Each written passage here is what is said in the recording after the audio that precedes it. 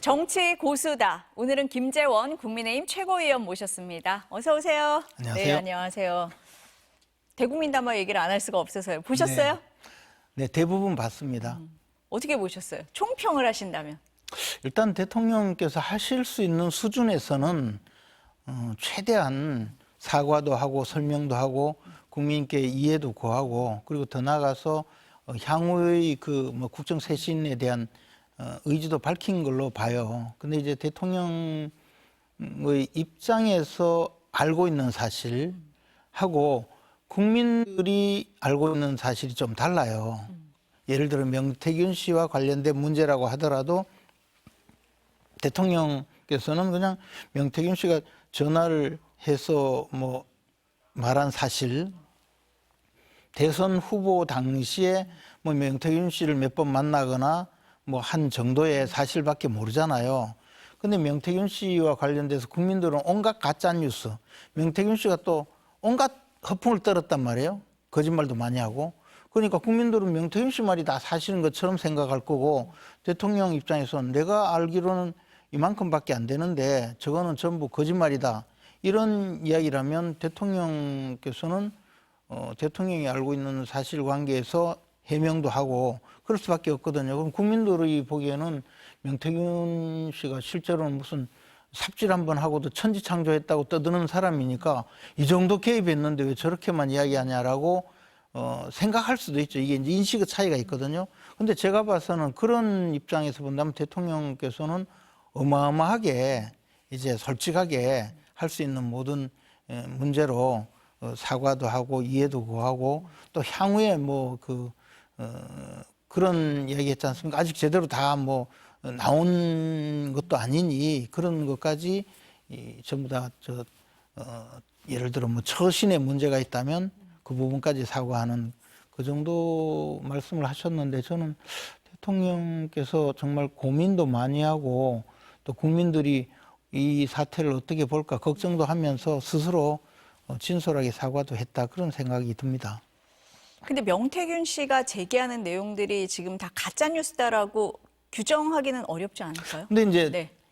저는 그게 자꾸 그런 이야기를 하는 이유가 명태균 씨가 하는 말이 굉장히 많은데 그 구체적 사실관계들이 쭉 있는데요. 그 중에 제가 알고 있는 사실관계가 엄청나게 많거든요. 근데 어제 오늘도 보니까 윤상현 의원을 입당시킨 게 자기가 입당시켰다고 주장하더라고요. 근데 그거는 정확하게 제가 아는 것이 우리가 그때 최고위원으로 제가 선출이 되고 이준석 대표하고 두 번째 최고회의에서 제가 곧바로 우리 당의 중진 의원들 중에 지금 무소속 상태에 있는데 그분들 다 입당시켜야 된다 하면서 그걸 회의를 몇 번 해서 그 절차와 과정 같은 걸 다 정리를 해서 입당을 시켰어요. 그래서 윤상현, 홍준표 이런 분들이 다 입당을 했단 말이에요.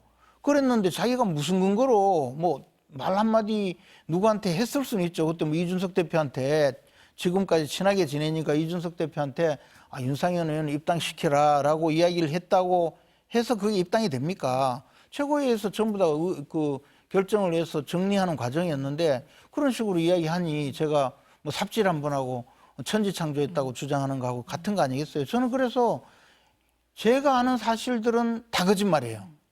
하여튼 그러면 제가 모르는 사실관계를 이야기한 거는 다 진실일까요? 저는 그것도 아마 허풍이거나 거짓말이다 그렇게 생각하거든요. 근데 국민들은 어떻게 생각했어요? 명태균이라는 사람이 윤상현 의원도 입당시키고 누구 공천도 주고 대통령 당선도 시키고 이준석 대표 당대표도 만들고 이런 식으로 이야기하는데 대통령 입장에서는 무슨 소리냐 나는 여론조사 의뢰한 적도 없고 공천에 대해서 명태균이 때문에 공천에 개입했다는 사실도 없고 하니 그렇지만 내 처신에 문제가 있다면 사과한다라는 입장을 하더라도 저는 굉장히 좀 마음으로 진솔하게 스스로 돌이켜보고 사과를 하고 앞으로 재발 방지 약속까지 한 거다라고 느끼는 거죠. 그런데 국민들이 봐서는 명태균 씨의 거짓말에 너무 오래 익숙해져 있으니까 좀 다르게 생각하실 여지도 없지는 않겠다라고 생각하는 거죠. 근데 이제 명태균 씨를 정부 여당에서 뭐 선거 브로커다, 허풍쟁이다 이렇게 얘기를 네. 했었는데 네. 달라진 분기점이 윤석열 대통령과 명태균 씨의 통화가 공개된 시점에서는 좀 분위기가 달라진 거잖아요. 그래서 이제 그 부분에 대해서 제가 늘 생각하는 것이 대통령 육성이 사적인 통화의 형태로 공개된 거는 정말 극히 이례적이에요. 그것은 명태균이라는 사람이 얼마나 교활하고 나쁜 사람이냐 하는 것이 느껴지는 바이죠. 그러나 어쨌든 그런 통화가 이루어지고 난 다음에 대통령 입장에서 설명을 계속하고 있잖아요. 내가 그때 굉장히 바쁜 시기에 어쨌든 경선 과정에 관여를 했던 사람이 있었는데 그에 대해서 매몰차게 전화하지 말라고 끊었다가 이제 사실 대통령 취임을 앞둔 그 당선인 입장에서 좋은 마음으로 전화 와서 그에 대해서 좋은 마음으로 좀 답을 할 수도 있죠. 그 과정에서 좀 처신에 문제가 있었다면 그 점은 사과한다고 그렇게 했지 않습니까? 근데 국민들이 보기에는 그것이 분명히 좀 극히 이례적인 일이니까 저 스스로도 놀랄 수밖에 없는 사건이었다고 생각은 해요. 그러나 전후 사정에 계속 논란이 되고 있는 공천 개입 문제에 대해서는 그때 당시에 공천위원장이나 부위원장, 즉 윤상현 의원이나 한기호 의원도 전혀 대통령 당선인에게 보고를 하거나 지시를 받은 적이 없다 하고 그때 당대표이던 이준석 의원조차 지금 입장이 많이 달라져 있지만 김영선 의원 공천 문제에 대해서는 별다른 이의 제기를 하지 않고 있거든요. 오히려 적절한 공천이었고 사전에 충분히 그렇게 순조롭게 공천이 진행될 상황이었다고 이야기하고 있거든요. 그러면 이 지금 대통령의 해명 그리고 그때 객관적인 사실관계를 보면 그것이 그렇게 잘못되었나. 다만 다시 말씀드리지만 대통령의 육성이 사적인 통화의 형태로 공개가 되니 국민들은 굉장히 놀라운 일이지만 그러나 그것은 충분히 그때 당시에 지금 공천 개입이다 이런 논란을 벌일 사안은 아니었다라고 생각하는 거죠. 근데 이 명태균 씨 의혹이 윤석열 대통령뿐 아니라 김건희 여사하고 연관이 돼 있어서 국민들이 의혹을 더 많이 갖는 것 같기는 해요. 오늘도 네. 윤석열 대통령이 명태균 씨하고 통화한 사실은 인정을 하면서 네. 경선 이후에 나는 관계를 끊었다. 그렇지만 김 여사는 몇 차례 더 연락을 주고받은 걸로 안다. 이렇게 얘기를 한단 말이에요. 그럼 네. 국민들 입장에서는 다른 루트를 통해서 또 이런 일이 있었지 않을까라고 의심을 하는 상황에서 충분한 해명이 됐다고 생각을 안 할 수도 있을 것 같습니다. 근데 이제 거꾸로 예. 생각해 보면 김건희 여사께서도 보면 이리저리 통화를 많이 해서 계속 지금 논란이 되었잖아요. 솔직히 허은하 대표하고 최근에 통화 문제도 있었고 그 전에 사실 굳이 통화하지 않아도 될 진중권 교수 이런 사람 그런 게 문제가 됐잖아요. 네.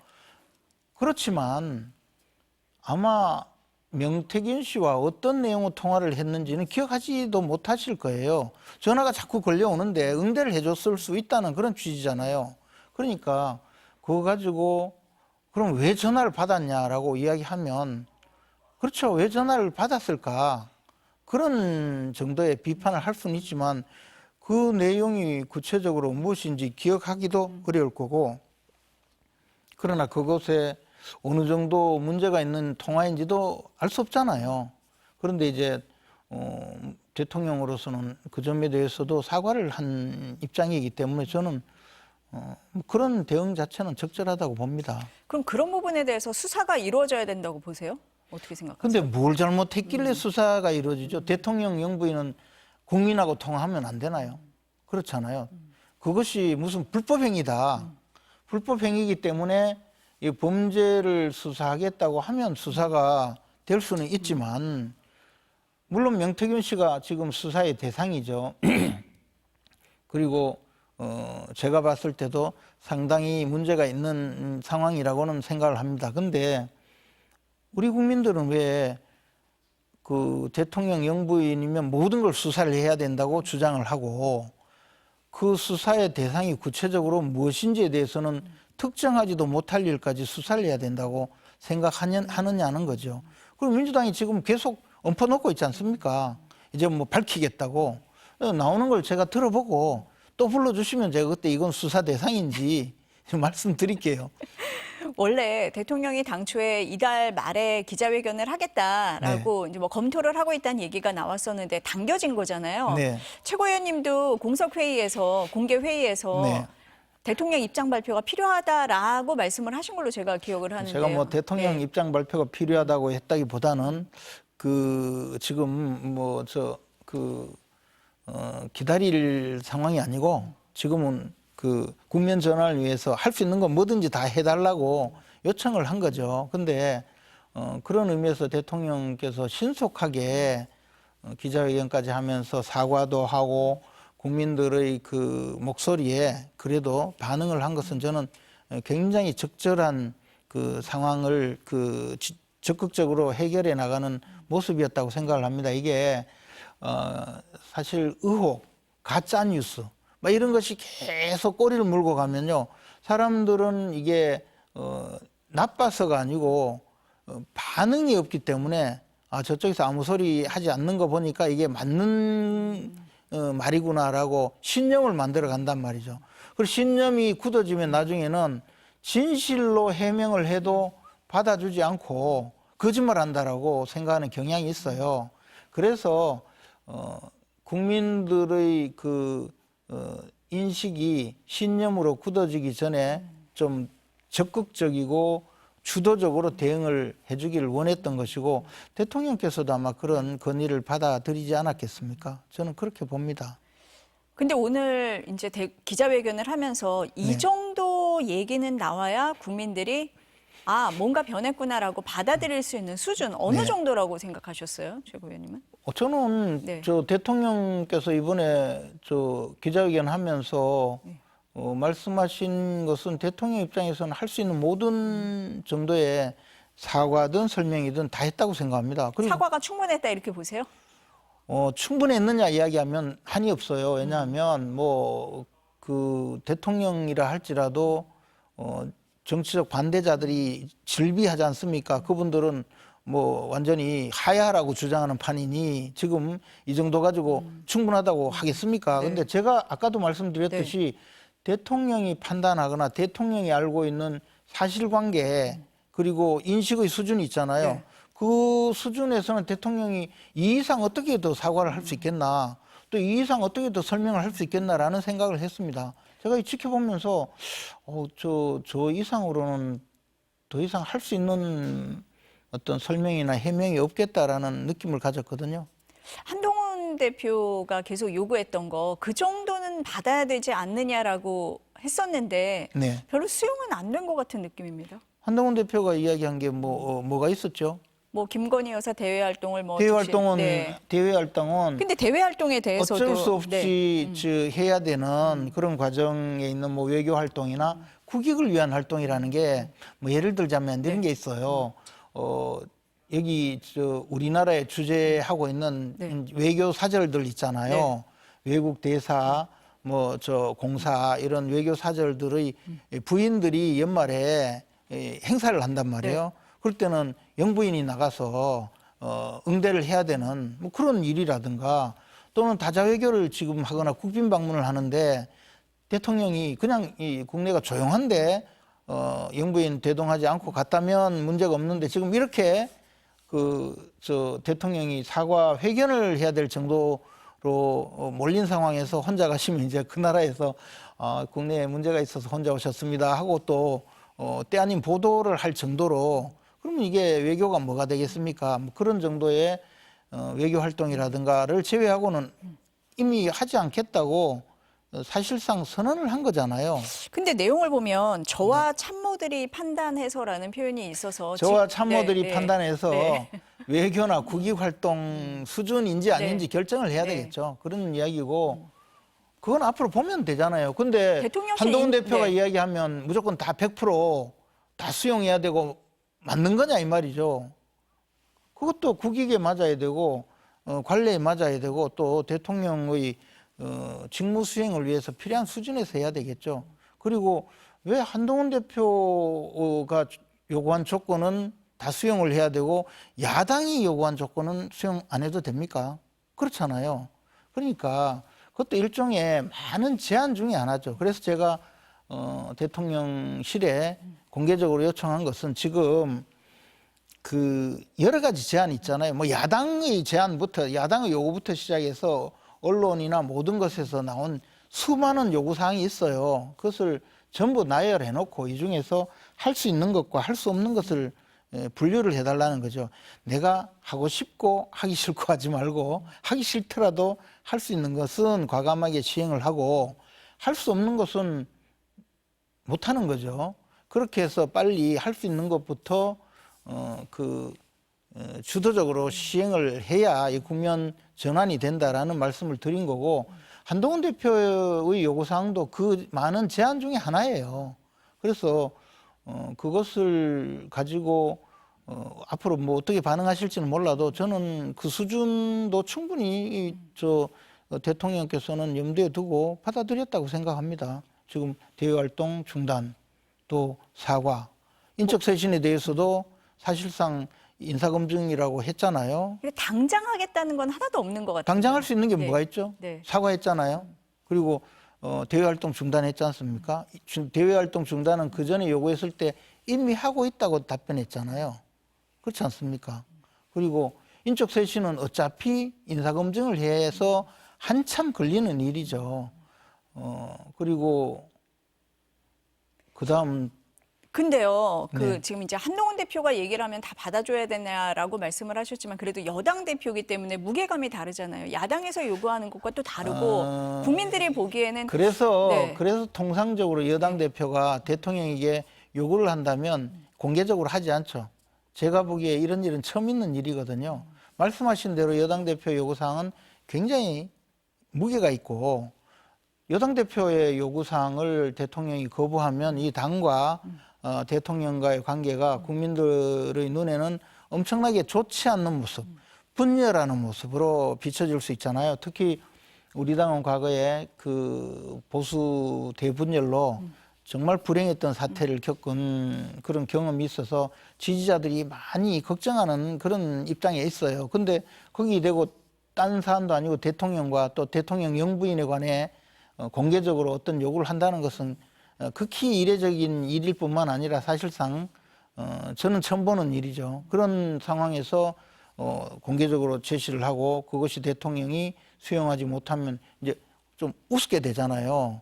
그러니까 보통은 찾아가서든 뭐 전화로든 아니면 제3자를 통해서든 이렇게 하는 것이 민심이 지금 요구하는 거니까 좀 해달라고 건의를 하는 것이고, 그것이 그래 되면 오히려 대통령이 받아들이기도 쉬웠을 텐데, 지금 말씀하신 대로 한동훈 대표가 요구한 건 왜 안 하느냐 하니까, 그러면 또 거꾸로 한동훈 대표가 체크한 내용은 다 해야 된다면 이제 국정은 한동훈 대표가 수행하는 겁니까? 그건 또 아니잖아요. 그런 면도 없지 않죠.